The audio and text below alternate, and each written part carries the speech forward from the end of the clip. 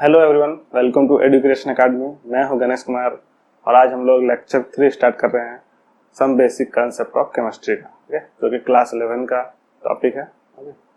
तो आज हम लोग बात करते हैं कंसेप्ट रिलेटेड टू डेंसिटी। पिछले क्लास में हम लोग मोल्स के बारे में पढ़ लिए थे, है ना, मोल्स से रिलेटेड क्वेश्चंस भी किए थे।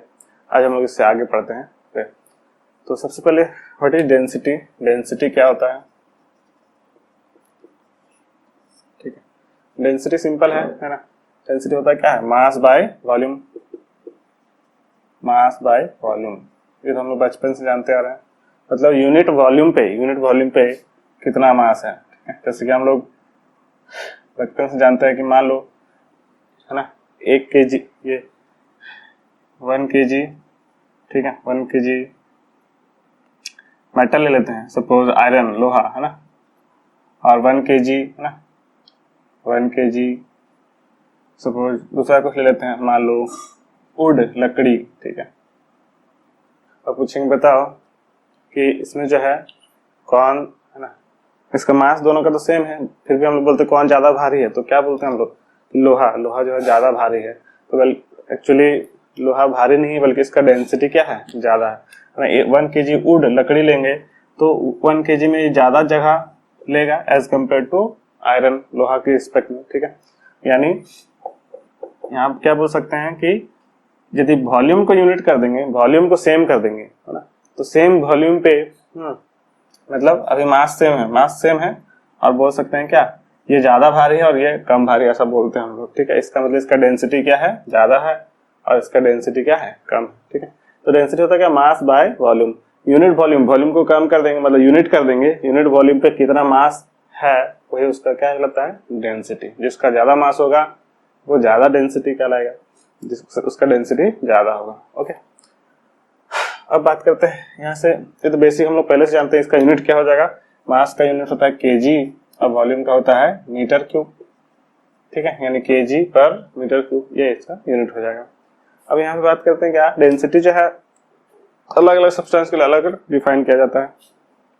सबसे पहले हम लोग बात करते हैं, एक होता है रिलेटिव डेंसिटी, ठीक है, रिलेटिव डेंसिटी, इसका यूज होगा यहाँ पे, इसलिए हम पढ़ ले रहे हैं। रिलेटिव डेंसिटी, ठीक है। रिलेटिव डेंसिटी होता है क्या? नाम से तो रिलेटिव मतलब, है ना, किसी दूसरे के रिस्पेक्ट में किसी का डेंसिटी निकालना है तो उसको हम बोलते हैं रिलेटिव डेंसिटी, यानी the density of a substance with respect to another substance, ठीक है। Density of a substance with respect to another substance,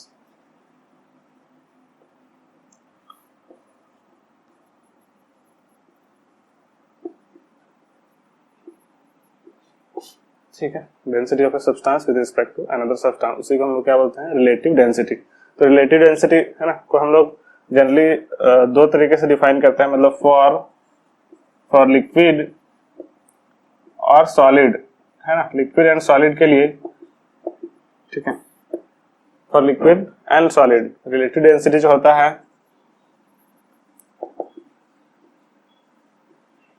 relative density क्या होता है ना, यहाँ पे हम लोग बोलते हैं क्या, रिलेटिव डेंसिटी है क्या? Density of a substance with respect to another substance. लेकिन इसको यदि फॉर्मूला लिखना चाहे रिलेटिव डेंसिटी का तो क्या हो जाएगा? डेंसिटी ऑफ फर्स्ट सब्सटेंस, जिस सब्सटेंस का डेंसिटी निकालना है,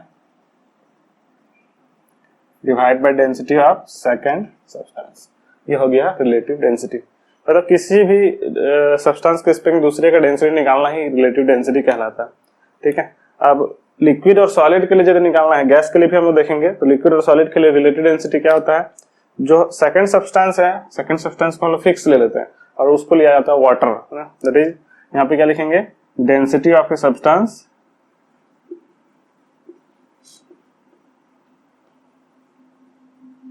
और ये हो गया डेंसिटी ऑफ वाटर, और ये भी 4 डिग्री सेल्सियस पे।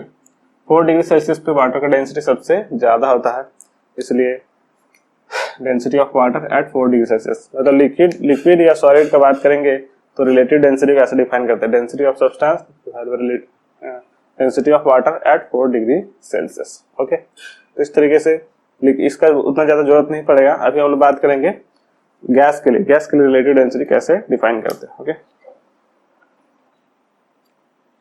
तो बात करते हैं हम लोग गैस के लिए, है ना। गैस के लिए क्या है, relative density is also known as vapour density. Gas के लिए जो है रिलेटिव डेंसिटी को वेपर डेंसिटी भी बोलते हैं, मेनली हम लोग वेपर डेंसिटी ही बोलते हैं। तो वेपर डेंसिटी होता क्या, वेपर डेंसिटी होता है density of any gas. Gas के लिए बात करें हम लोग, या डेंसिटी ऑफ फर्स्ट गैस ऐसे करके लिख सकते हैं, divide by density of second gas. ठीक है, वेपर डेंसिटी होता है क्या, density of a gas with respect to another gas. ठीक है, उसी का हम लोग बोलेंगे vapour density.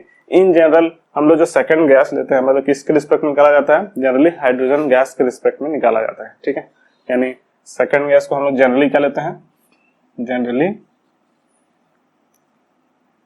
Hydrogen gas, H2 gas. ठीक है, कुछ नहीं बोला रहेगा तो हम लोग हाइड्रोजन गैस लेंगे, और जिसके रिस्पेक्ट में बोला रहेगा उसके रिस्पेक्ट में हम लोग निकालेंगे। ठीक है, तो वेपर डेंसिटी को हम लोग ऐसा भी लिख सकते हैं, यानी density of first gas, density of gas divide by density of hydrogen gas.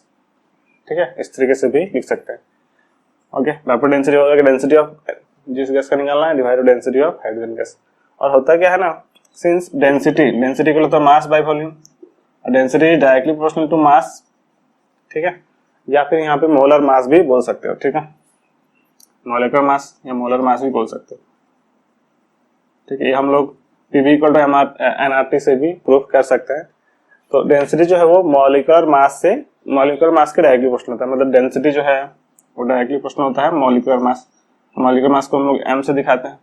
Okay, अच्छा, यानी यदि हम लोग बात करेंगे density of the gas bye density of hydrogen gas, तो यहाँ पे डायरेक्ट प्रोपोर्शनल हट जाएगा, यहाँ हो जाएगा molar mass of the gas divide by molar mass of hydrogen gas. और हाइड्रोजन गैस का मोलर मास तो पता है 1/2 यानी 2 हो जाएगा, यानी molar mass by 2, molar mass of the gas divide by 2। यानी सिंपल है, वेपर डेंसिटी का फॉर्मूला इसके जगह हमें m/2 भी लिख सकते हैं। यानी वेपर डेंसिटी जो फॉर्मूला आता है वो होता है m/2। m हो गया यहाँ पे मोलर मास, या मोलर मास निकालना है तो 2 इंटू वेपर डेंसिटी। ठीक है, तो ये फॉर्मूला यूज होगा मॉलिक्यूलर मास है ना निकालने में। ओके, मॉलिक्यूलर मास निकालने में हम लोग इस फॉर्मूला का यूज करेंगे। तो देखते हैं इससे रिलेटेड क्वेश्चंस।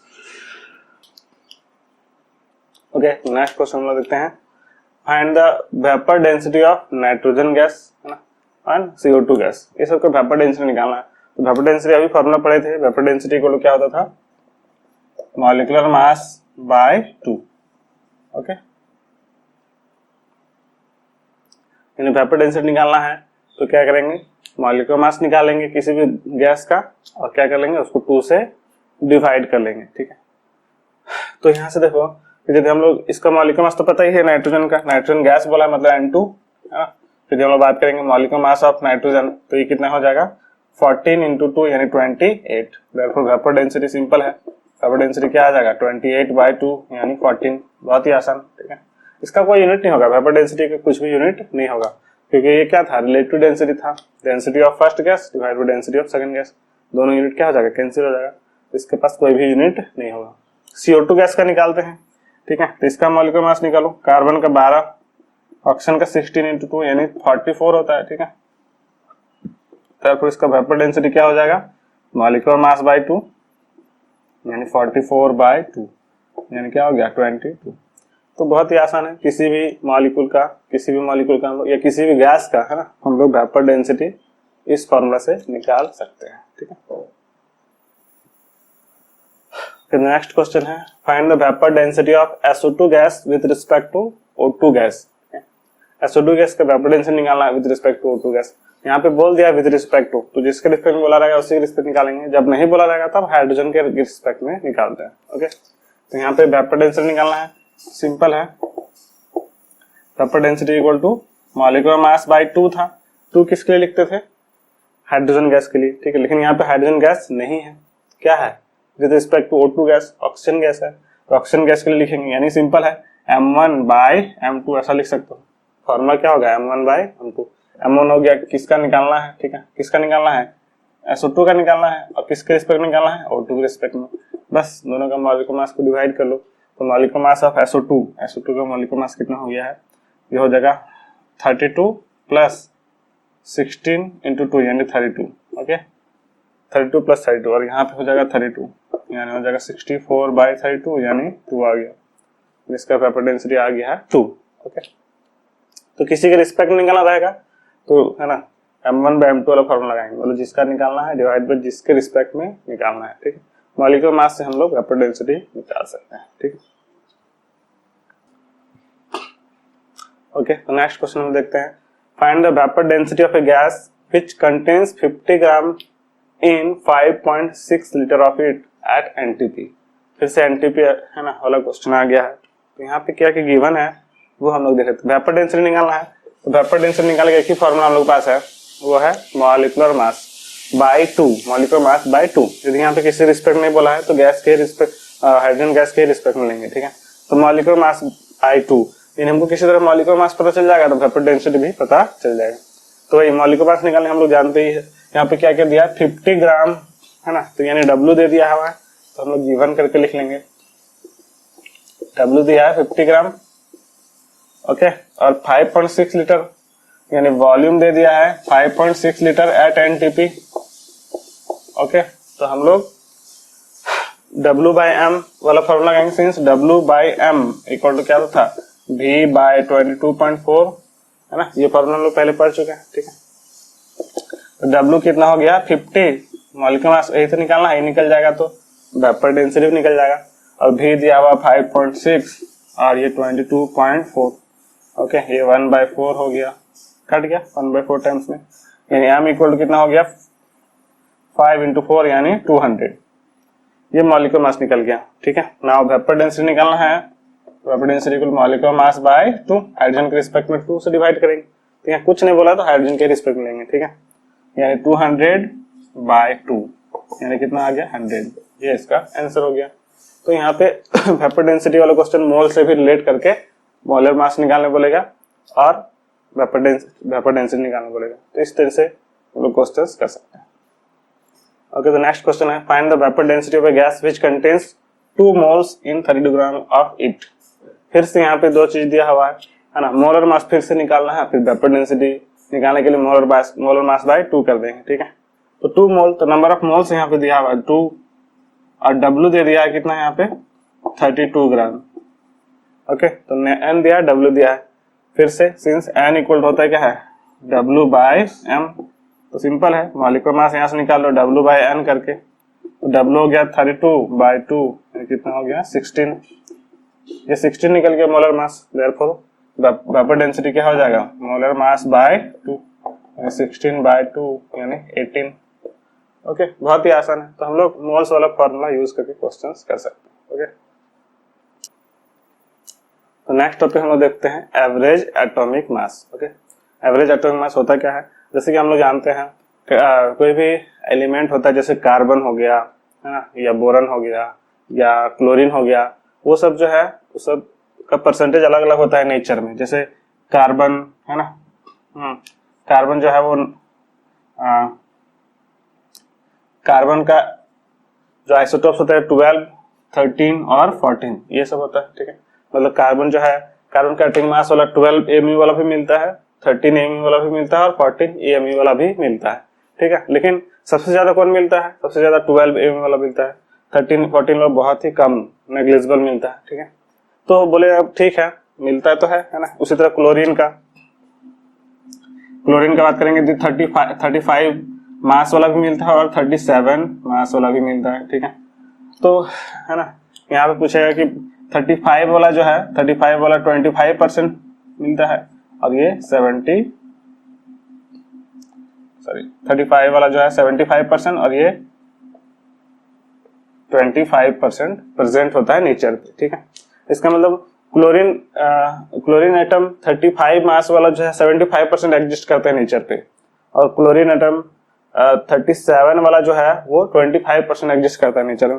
तो बोले क्या मतलब इसका एटॉमिक मास क्या होगा, तो हम लोग इन दोनों का एवरेज लेके निकालते हैं। ठीक है, इसलिए तो पॉइंट में लिखा रहता है, किसी भी एलिमेंट का मास जो है, जैसे क्लोरीन का कितना होता है 35.5 लिखते हैं हम लोग, ठीक है।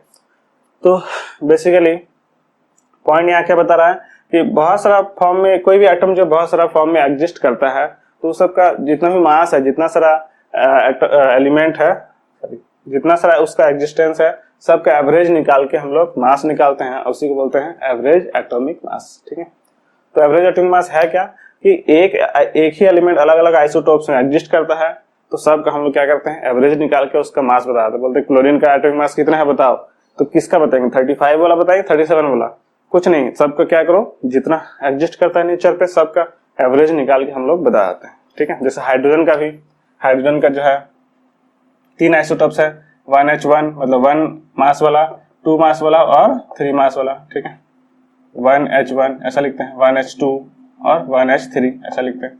तो ये जो है ना अलग अलग परसेंटेज में एग्जिस्ट करता है नेचर पे, तो सब उसका जो है एवरेज एटॉमिक मास पूछेगा। हाइड्रोजन का एटॉमिक मास क्या है, तो हम लोग क्या करेंगे एवरेज ले लेंगे तीनों का, जितना परसेंट में एग्जिस्ट करेगा वही इसका एवरेज एटॉमिक मास कहलाएगा, ठीक है। तो एवरेज एटॉमिक मास निकालने फॉर्मूला क्या हो गया, शॉर्ट में AAM लिखते हैं, ठीक है। तो क्या करो सिंपल है ना, सबका M1 P1 plus M2 P2 plus M3 P3 इस तरीके से divide by P1 plus P2 plus P3 है ना Pn तक, जितना आइसोटोप में एग्जिस्ट करेगा। जैसे क्लोरीन 2 ही आइसोटोप में एग्जिस्ट करता है तो 2 ही फॉर्मूला आएगा, M1 P1 plus M2 P2 bye P1 plus P2। अच्छा M क्या है यहाँ पे, M हो गया है ना एटॉमिक मास, ठीक है। यानी जैसे हम लोग क्लोरीन के केस में बात करेंगे तो एटॉमिक मास 35 और 37, तो M1 35 ले लेंगे, M2 क्या ले लेंगे 37, और P क्या हो गया, P हम लोग यहाँ पे परसेंटेज को बोल रहे हैं, ठीक है। P हो गया परसेंटेज,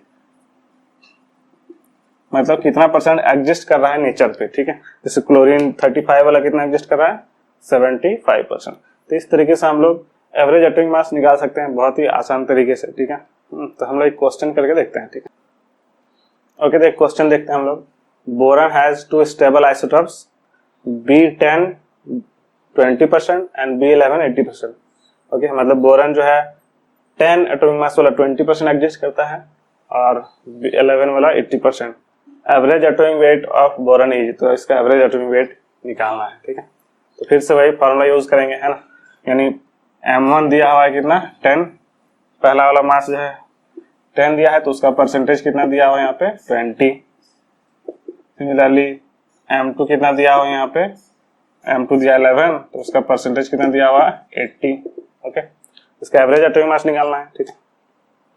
तो जनरली परसेंटेज को जोड़ने से हमेशा क्या आएगा 100 ही आएगा, है ना। ये 20 और 80 100 आना चाहिए, ठीक है। देयरफॉर यदि बात करेंगे हम लोग एवरेज एटॉमिक मास या एवरेज एटॉमिक वेट भी बोल सकते हो, ये क्या हो जाएगा M1 P1 plus M2 P2 bye P1 plus P2, ठीक है। तो M1 क्या हो गया 10, P1 हो गया 20, फिर 11 into 80 बाय 20 प्लस 80, P1 हो गया 20 प्लस P2 हो गया 80। ओके, यानी ये कितना हो गया 200 प्लस 880 बाय 100।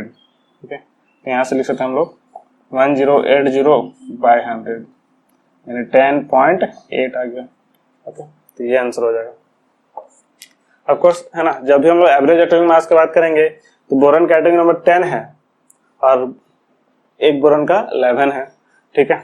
किसका परसेंटेज ज्यादा है, इसका परसेंटेज ज्यादा है, तो जो भी मास आएगा इन दोनों के बीच में आएगा, 10 और 11 के बीच में आएगा। लेकिन जिसका परसेंटेज ज्यादा है ना, उसी साइड ज्यादा आएगा, मतलब उसी की तरफ होगा, है ना।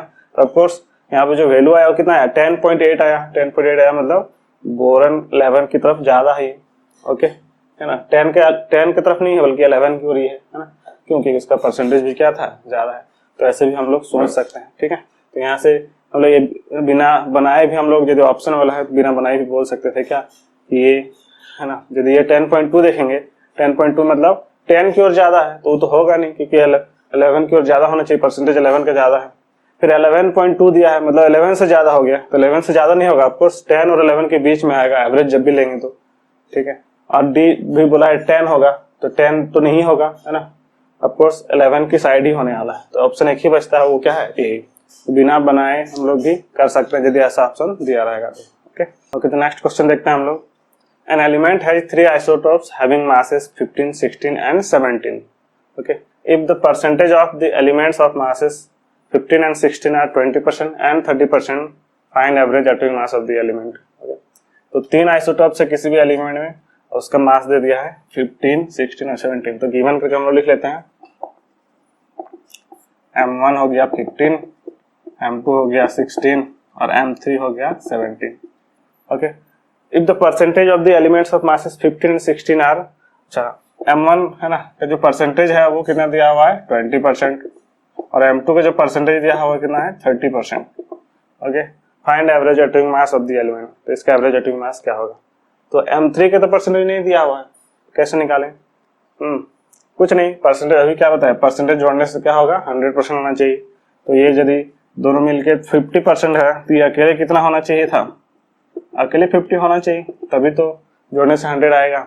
बस अब डायरेक्ट फार्मूला बैठा दो, एवरेज एटॉमिक मास निकालना है तो क्या हो जाएगा formula M1P1 plus M2P2 plus M3P3 by P1 plus P2 plus P3।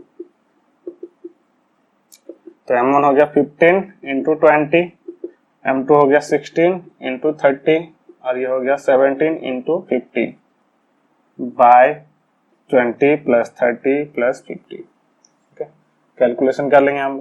तो 15 इंटू तो 300, 16 है ना 3 आ जाएगा 48 इन 480 और ये 650 डिवाइड बाय 100।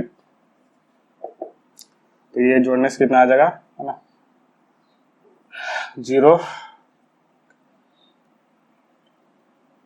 3 4 7 7 और 6 13 13 8 14 430 बाय 100 यानी 14.3। ये इसका आंसर हो गया। ठीक है, ओके, तो यहाँ पे गड़बड़ है 850 होगा, तो ये हो जाएगा 1630 यानी 16.3। ये इसका आंसर हो जाएगा। तो नेक्स्ट टॉपिक देखते हैं हम लोग, average molecular mass. Molecular mass क्या होता है? मॉलिक्यूल्स का जो मास है उसको हम बोलते हैं मॉलिक्यूलर मास। और यहाँ एवरेज का मतलब क्या है कि मान लेते हैं कंटेनर है और इसमें बहुत सारा मॉलिक्यूल होगा, बहुत सारा गैसेस हो सकता है, जैसे मान लो O2 गैस है, N2 गैस है, ओके, H2 गैस है। ठीक है, और बोल देगा इसका क्या, इसका जो है बताओ इस गैस का जो है मॉलिक्यूलर मास बताओ। तो यहाँ पे गैस में बहुत सारा गैस है, यहाँ पे O2 गैस है, N2 गैस है, H2 गैस है, किसका मॉलिक्यूलर मास बता देंगे। तो उस केस में हम लोग क्या करेंगे, सबका एवरेज निकाल के हम लोग पूरे कंटेनर का या गैस का जो है ना मॉलिक्यूलर मास हम लोग बता देते हैं। ठीक है, तो सिंपल है, O2 गैस कुछ अमाउंट में होगा, यहाँ पे N2 गैस कुछ होगा और H2 गैस भी कुछ अमाउंट में होगा। तो क्या करते हैं कि मान लेते हैं टोटल मोल्स है ना, टोटल मोल्स इसका मान लो, इसका टोटल मोल्स हो गया N। ठीक है,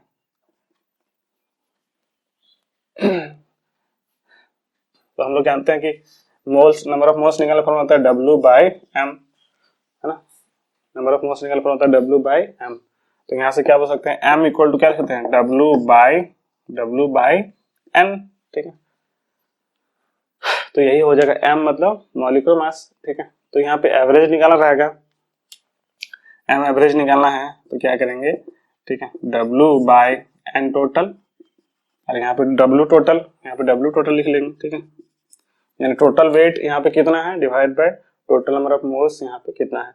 और वेट निकालना है तो फिर से N इंटू M1 कर सकते हैं, N इंटू M कर सकते हैं ना, तो ये जगह N1 M1, ठीक है, plus N2 M2 plus N3 M3, ऐसा करके टोटल वेट आ जाएगा। अगर N1 plus N2 plus N3 इस तरीके से चलेगा। ठीक है, तो ये एवरेज मॉलिक्यूलर मास निकालने का फॉर्मूला हो गया क्या, कि उसका नंबर ऑफ मोल्स कितना है इनटू उसका मोलर मास कितना है। ठीक है, उसी तरह हर एक का जो है सबका जोड़ के डिवाइड कर देना टोटल नंबर ऑफ मोल्स से, तो यहाँ से हम लोग का एवरेज मोलर मास निकल जाएगा। ओके ओके, यहाँ पे क्वेश्चन है, a gas contains 2 moles of N2, 3 moles of O2 and 5 moles of H2, find the average molar mass of the gas। एक कंटेनर अभी बताए थे, है ना। यहाँ पे बोल दिया क्या कि 2 मोल किस क्या है, N2 है, 3 मोल क्या है, 3 मोल O2 है, और 5 मोल यहाँ पे क्या है, H2 है, इस कंटेनर में भरा हुआ। बोल देगा इस गैस का मोलर मास बताओ, है ना। तो मोलर मास निकालना रहेगा, तो सिंपल है, कैसे निकालेंगे, है ना। अभी फॉर्मूला पढ़े थे molar mass, average molar mass निकालने फॉर्मूला क्या हो गया, M1N1, ठीक है, plus M2N2 plus M3N3 by N1 plus N2 plus N3, ऐसा कर सकते हैं। M1N1 बात करेंगे, M1 means molar mass of first gas, है ना, इनटू नंबर ऑफ मोल्स। तो यहाँ पे बोला है 2 मोल्स ऑफ N2 गैस, ठीक है। तो यहाँ पर नंबर ऑफ मोल्स तो पता चल गया हम लोगों को 2, और इसका मोलर मास कितना है 14 इंटू 2 यानी 28। ओके, M2 क्या हो गया, M2 हो गया, है ना, नंबर ऑफ मोल्स है 3, तो 3 और ऑक्सीजन का कितना हो गया 32। सिमिलरली M3 इंटू N3, ठीक है। तो यहाँ पे मोल्स ऑफ H2 है, H2 के लिए मोलर मास 2 हो गया, और उसका मोल्स कितना है 5, और divide by total number of moles को जोड़ देंगे, दैट इज यहाँ पे 2 था, यहाँ पे 3 था, और वहां पे कितना था 5। ओके, तो इसको मल्टीप्लाई कर लो, 56 प्लस 96 प्लस 10 डिवाइड बाय इधर 10 हो गया, यानी 6 6 12 2 9 11 11 और 5 16 बाय 10, यहाँ हो गया 16.2, ये इसका आंसर हो गया। तो इस तरीके से, है ना, ये हम लोग जनरली किसके लिए यूज करते हैं, मॉलिक्यूलर मास, है ना, मिक्सचर ऑफ गैसेस के लिए। जब एक गैस में बहुत सारा, है ना, मिक्सचर ऑफ गैसेस रहेगा एक कंटेनर में, उस केस में हम लोग एवरेज मोलर मास यूज करते हैं, ठीक है। ओके, नेक्स्ट क्वेश्चन है find the molar mass of air, है ना, मॉलिक्यूलर मास या molar mass of air. Air का मॉलिक्यूलर मास निकालना है, ठीक है। तो हम लोग जानते हैं एयर में, है ना, नाइट्रोजन है ना, ऑक्सीजन है, CO2 है, हीलियम, नियॉन, बहुत सारा गैसेस है, ओके, आर्गन है। तो इसमें जो है सबसे ज्यादा परसेंटेज देखा जाए, सबसे ज्यादा परसेंटेज किसका होता है, नाइट्रोजन का, कितना 78%, वो अकेले 78% होता है। और ऑक्सीजन कितना होता है, ऑक्सीजन होता है 21%, और 1% में ही जो है ये बच गया कितना, टोटल हो गया 99%, बच गया 1%। 1% में ही बाकी extra gases, CO2 gases, argon gases, ये सब आ जाते हैं। तो इन जनरल हम लोग यहाँ पे, है ना, यदि मोल्स नहीं देखे परसेंटेज भी दिया रहेगा तब भी हम लोग एवरेज मोलर मास निकाल सकते हैं, ठीक है। तो एवरेज, है ना, मोलर मास निकालने फॉर्मूला जो अभी पढ़े थे क्या था, M1N1 प्लस M2N2, ऐसा इस तरीके से, ठीक है। नंबर ऑफ मोल्स की जगह परसेंटेज भी दिया रखा है तब भी लिखेंगे M1P1 प्लस M2P2, इस तरीके से, यानी P1 प्लस P2, इस तरीके से हम लोग कर सकते हैं, ठीक है। तो यहाँ पे दिख रहा है कि नाइट्रोजन का परसेंटेज हम लोग को पता है, यहाँ पे कुछ नहीं बोला था, find the molar mass of air बोल दिया, और हम लोग को पहले से पता होना चाहिए कि नाइट्रोजन जो है वो एयर पे, नाइट्रोजन कितना होता है 78% होता है, और ऑक्सीजन कितना होता है 21%। तो हम लोग जनरली इसको हम लोग 80 और इसको 20 जैसा मान सकते हैं कैलकुलेशन, हाँ, सही होने के लिए। यानी in general average molar mass of air निकालना है, तो इसको हम लोग, है ना, कैलकुलेशन सही होने के लिए, मतलब अच्छा करने के लिए 80 और इसको क्या मान लेंगे 20 मान लेंगे, ठीक है। ओके, तो नाइट्रोजन के लिए हम बात करें तो नाइट्रोजन का M1P1 इस मोलर मास ऑफ नाइट्रोजन जो कि कितना होता है 14 इंटू 2 यानी 28, उसका परसेंटेज देखेंगे तो कितना हो गया है 80। उसी तरह मोलर मास ऑफ ऑक्सीजन की बात करेंगे तो ये हो जाएगा 16 इंटू 2 यानी 32, और इसका परसेंटेज कितना है 20, और इधर जोड़ देंगे 80 प्लस 20। इस सबको हम लोग नेग्लेक्ट मान लिए हैं, 1% नेग्लिजिबल कर लिए, यानी जो भी मोलर मास आएगा वो जनरली दोनों की ही वजह से आएगा, ये सब नेग्लिजिबल हो जाएगा, ठीक है। अब इसको कैलकुलेट कर लेते हैं, ठीक है। 28.8 के बराबर आ गया, इसको हम लोग अप्रोक्सीमेटली 29 ले सकते हैं, ओके। तो इसका वैल्यू जो है मोलर मास, यहाँ पे देख भी सकते हैं कि नाइट्रोजन का मोलर मास कितना था 28, और ऑक्सीजन का कितना था 32, यानी इन दोनों के बीच में ही आना चाहिए, 28 और 32 के बीच में। लेकिन किधर ज्यादा होने के चांस है, जिसका परसेंटेज ज्यादा है, तो नाइट्रोजन का परसेंटेज 80 के आसपास है, ऑक्सीजन का कम है, तो ऑफकोर्स जो वैल्यू आएगा वो 28 के सामने आना चाहिए। तो दिख भी रहा है 28.8 या 29 के आसपास आता है, ठीक है।